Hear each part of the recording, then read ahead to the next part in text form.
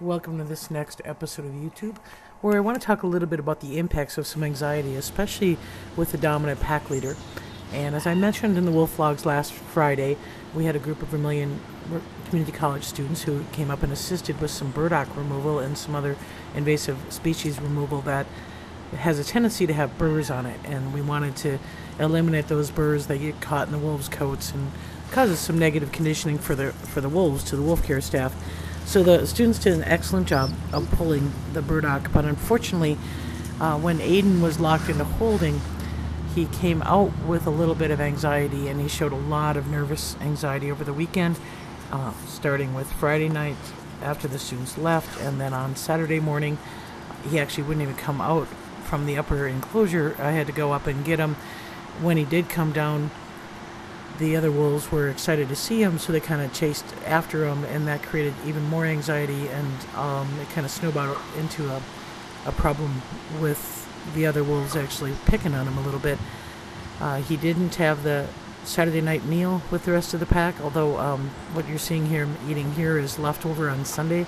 So from an entire, about a 90-pound deer, this was all that was left on Sunday morning from the rest of the pack. So Aidan did feed on that on Sunday morning, and he gradually improved. And so, as I said, went with some work of staff interacting with him, and we didn't really block or interfere the other wolves, but we just tried to give him some confidence that allowed him to get over whatever anxiety that he had.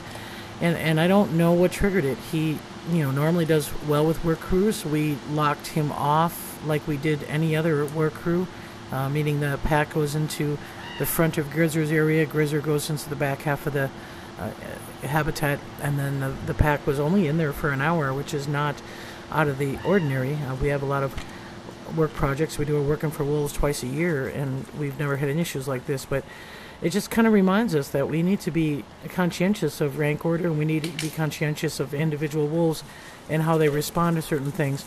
This was filmed on Monday, where he's kind of back and showing some dominance over Boltz and Denali. And actually, I don't know if you caught that, but when he came down the hill, Boltz was behind him, and he did a quick whirl, kind of a spin around.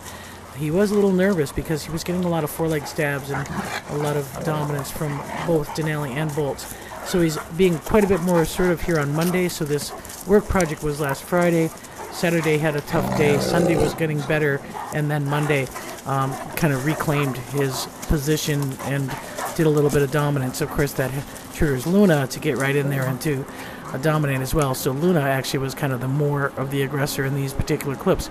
But again, it just goes to show that we have to be conscientious about that, especially during this time when we have yearlings who are very prone to testing and very prone to picking up on weaknesses, and especially Luna. Here's Luna showing some dominance over Denali, and she's not afraid to step in there if there's a weakness.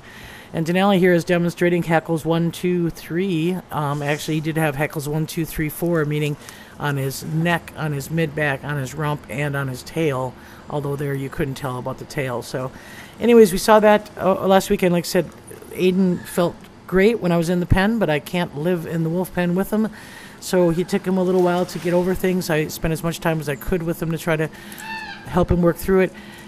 And then we saw Luna and Boltz kind of doing a little bit of back and forth with some dominance. Luna does not like it when Boltz gives her a little bit of dominance, so that kind of settled out, and by the third or fourth day after the events, everything's back to normal.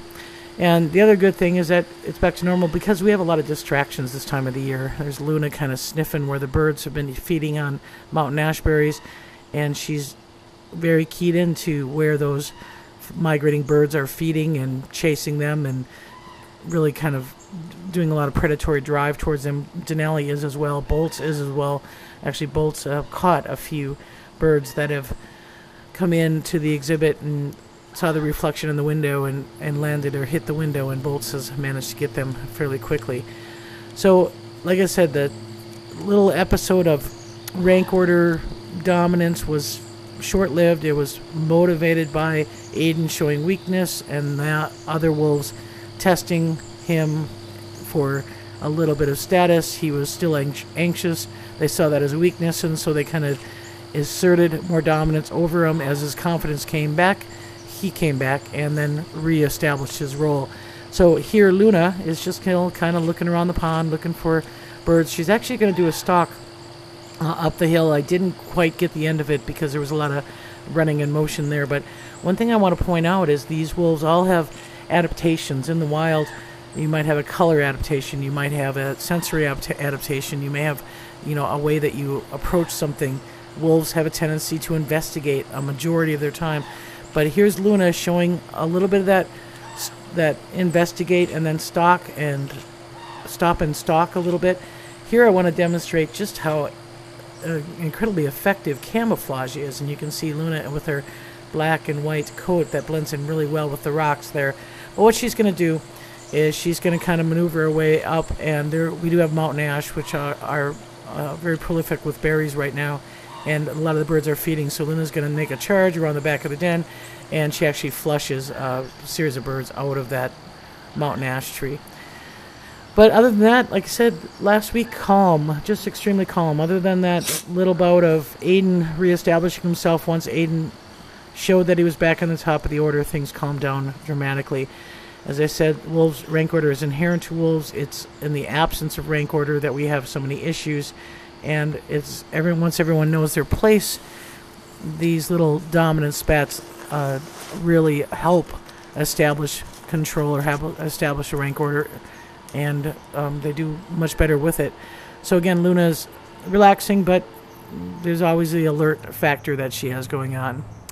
And speaking of alert, Grizzer, probably one of the most keyed in wolves here, he's got an opportunity to listen to both packs, and so he really is keyed in on what goes on. As I said, anytime we do work, Grizzer moves to the back half of his habitat, so that means the other wolves are in the front half.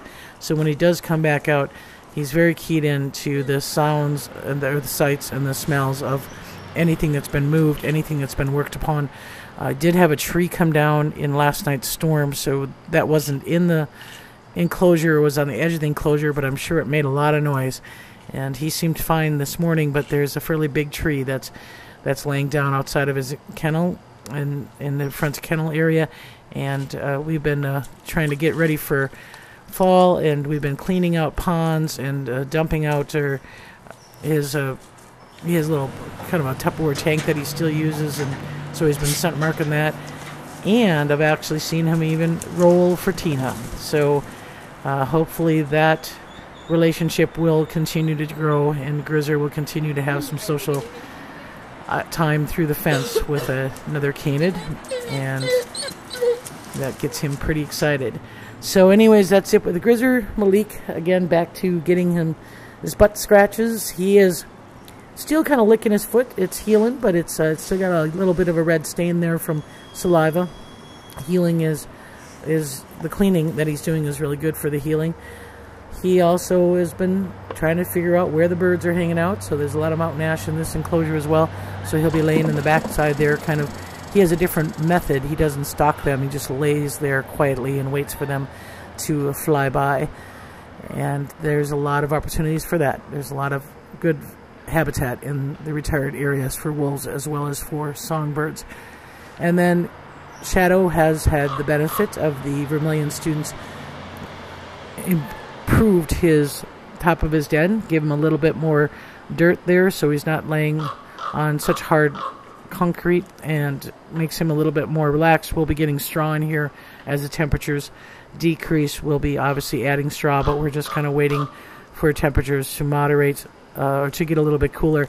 As when this was filmed, actually Shadow was quite hot. It was probably 68 degrees and humid. So other than that, we've got good winter coats. Everybody's doing well. So that's it for this week. Thanks for watching, and see you next week.